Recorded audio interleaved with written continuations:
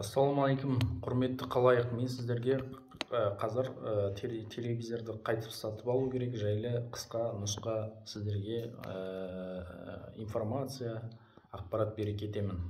Бұл халыққа пайдалы деген ойдан.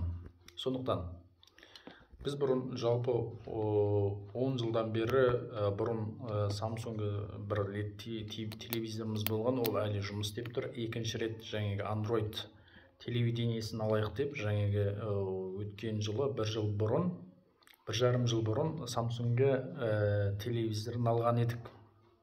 Бірақ өкінішке орай баламыз бетін ұрып қалып сынып қалды. Samsung сервиске бардық.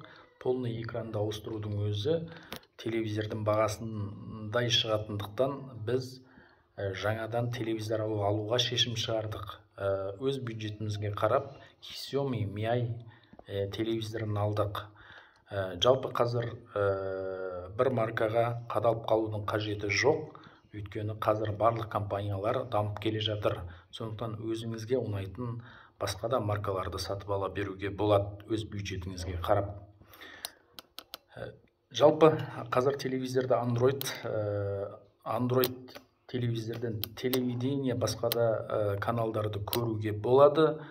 Қазір телевизорде памятіне қарау керек, өйткені жадысына қарау керек. Қазір жоғарыда тұрған Mi Xiaomi маркалы телевизордың 4 гигабайттық хафызасы дейді, жадысы, памяті бар.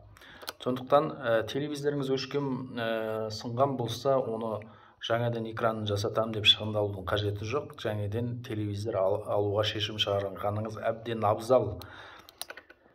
Жалпы бізде сервис дамымағандықтан оны қайтадан жасау, жалпы битовая техникаларды қайтадан жасау өте қиын. Сондықтан біздерге жаңадан Қазақстанда жалпы битовая техниканы қайтадан сатып ала салған әлдеқайда бюджетті тиімді.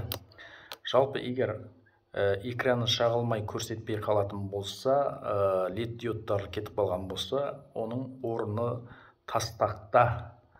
Жақсы, оян қазақ, осындай қазақ түсіндіріп жүрген жігіттерді қолдап, лайк басып жазылып қойыңыздар.